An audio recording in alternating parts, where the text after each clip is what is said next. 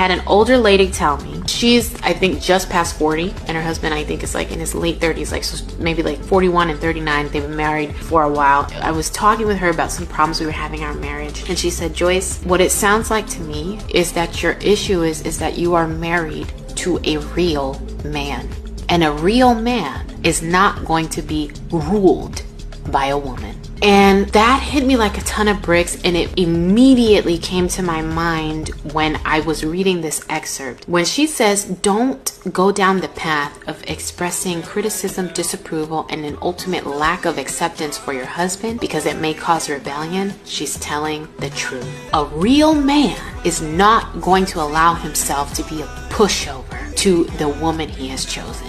Your boss comes up to you and says, hey, I need you to do better with this. You say, yes, sir. Your husband comes up to you and says, hey, I need you to do better with this at home. You say, you're not the boss of me. Why does your boss have more hierarchy than your husband? Oh, because my boss pays me. Your boss can fire you tomorrow without giving you a 2-week notice. Your boss doesn't love you. He just loves that the position is being filled. If you die today, he'll have a replacement tomorrow. I said what I said. I didn't stutter. I'm going to give you some free game. Grown women do not ask for money. And the reason why grown women don't ask for money, nor do they have to ask for money, is because it's giving very childish. It's giving very, you can't do it on your own. It's giving begging. It's giving bum. It's giving gold digger. Even down to these first dates. One of the main things that a man looks for is if you ask me to take you somewhere extremely expensive on the first date, this tells me that you don't get out often. This tells me that you don't do this. It's not regular to you. So you're waiting till you go on dates to experience these places. It's given low-key bum. Grown women don't ask for money. They hint. They lightly mention things. And they usually deal with men that are on such a grown man level that all they have to do is hint and mention. And when they come home or the next time they come around, it's there, because that's how grown men carry. Grown women don't ask for money. They don't, because at the end of the day, they can get it themselves. But if you happen to do it, it's a good looking, but it's not a necessity, and they're not pressed, because if they want it that bad, they can buy it themselves.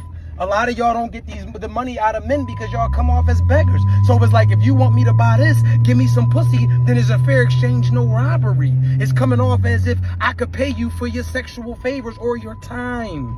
Grown women don't ask for money. Am I lying? Ladies, don't be out here demanding a financially stable man and your ass is broke. Don't be out here demanding an emotionally stable and mentally stable and physically fit man and your ass is emotionally, mentally fucked. It's about balance, okay? We got to match energy, okay? This shit got to be mutual. Why are you leaving your man if he cheats on you? If your man comes home, pays all the bills, takes care of the kids, deals with your ups and downs, and he steps out, you're gonna leave him? You're gonna leave him for the next woman who might put up with that, and all he's gonna do is find another woman and do the same thing, and you're gonna be independent. Would you rather have independence, start all over in this dating pool with piss in it, than forgive your man and move forward? Come on, ladies, tell me. Let me know below. Why would you stay, or why would you leave a man who cheats?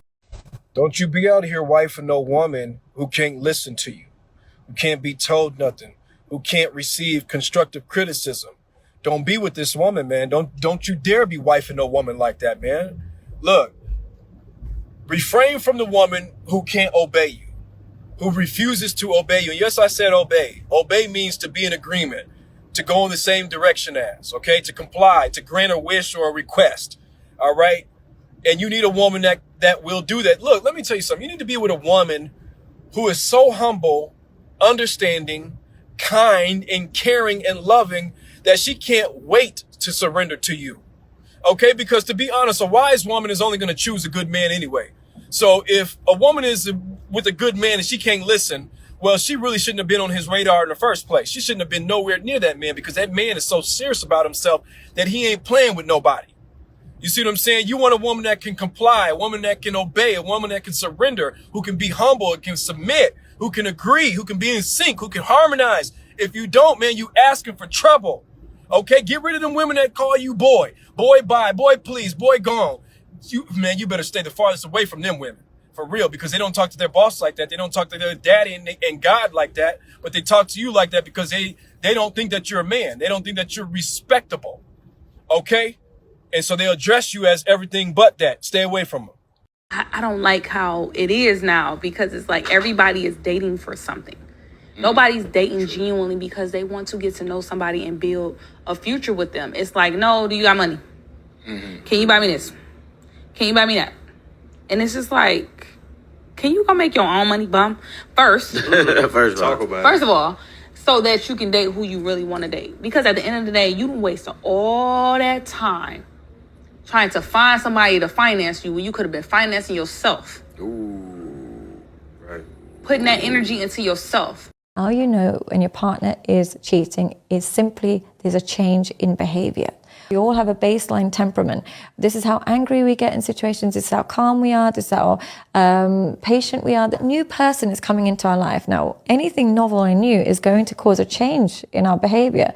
So what will happen is your partner might actually seem a bit happier. They might seem a bit brighter. They might seem a bit like they've got a kick in their step. Others can't navigate the two experiences. They might become very hostile to the person, to the victim of the affair, because there's an element of guilt. We all feel some element of guilt. Now, to reduce that guilt when we're having an affair is to then make fun of or diminish the emotions of the person that you're hurting. If I have a really loving partner and I really love them and I'm cheating on them, that makes me a bad person. So the best thing to do is say, my partner's horrible, my partner's mean, my partner's a narcissist, my partner's cruel, they deserve this. And then I won't feel any guilt for having the affair. So what will happen is there's a change, there's a shift in their behavior, and there's a shift in your intimacy. And I didn't mean to cheat on you, it just happened. Really? Okay, let's walk through this. They chose to flirt with this person. They chose to give this individual their information. They chose to keep flirting, knowing they were in a committed relationship with you. They chose to meet up with this person, set up a time, date, and location. They chose to go somewhere private. They chose to kiss them. They chose to take off their clothes. They chose then to do things that were of a physical nature, knowing that if you found out that it was going to destroy your emotional well-being, but also putting your body at risk in case they get an STD and bring it back to you. You trusted them with your heart, and they not only stomped all over it, but they chose their pleasure over your trust. At no point did they choose to walk away before this happened, but instead they chose to prioritize their selfish desire to have pleasure over your emotional and mental well-being, as well as your physical health. They can say they didn't mean to, but the reality is they did. They just didn't mean to get caught. Or maybe they didn't expect to feel as guilty as they did, so they had to relieve their guilt by confessing to you. And they can make it seem like it just happened, but we all know that's not true. Cheating doesn't just happen. It's an active choice that leads to the destruction of someone's heart. He can still deal with you. If you fuck with another nigga, he never believed in you. Because there's no way that a man who loves a woman, who know who she is, he would never expect that from her. So if she was to lay with another man, that would be so damaging to him, because he cannot view her the same. He cannot see her innocence anymore. He would not be able to, because everything will change for him. And if you say something to him like, well, I was just having sex, then it becomes, that's who you are? You are nothing like me. The reason why you guys want us is because we're not like y'all.